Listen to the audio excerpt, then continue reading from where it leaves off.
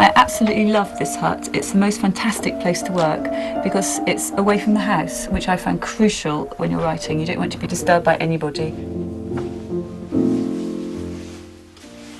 I come down here, I shut myself in, and I just get on with it. And it's a very beautiful place to work.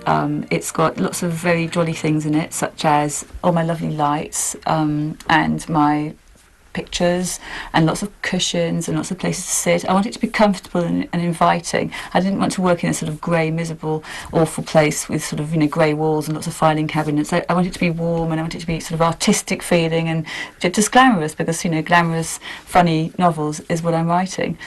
So this is the perfect place. I've got various busts.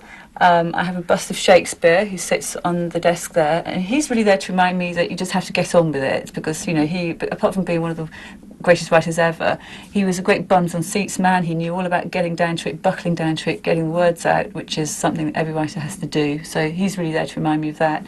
I've got a phrenologist's head in the corner over there, which I bought in St Ives, and when I look at it, it reminds me not so much of the bumps on my head, but of St Ives and places I love to go when I'm not working. I have the most wonderful view from my desk.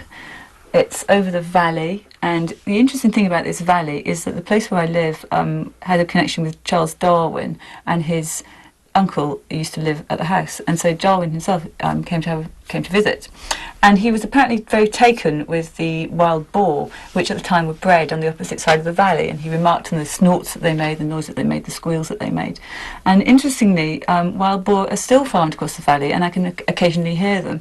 So that's quite interesting to think, very inspirational, of course, to think that the great biologist, you probably walked past my door. Being in the country is a very inspirational place to work. I often find that when I was sitting in the middle of King's Cross, I ran out of ideas. I couldn't really think about what to write about. But since I've been here, I seem to have an endless stream of inspiration. It just seems to affect me in a completely different way. I've got sort of ideas for stories queuing up like planes waiting for takeoff, and it's wonderful. And I'm sure it's something to do with being here, being in this hut, being in this garden, being in the countryside. It's just so relaxing and yet so inspiring at the same time. And I feel, you know, truly blessed to have somewhere like this to work.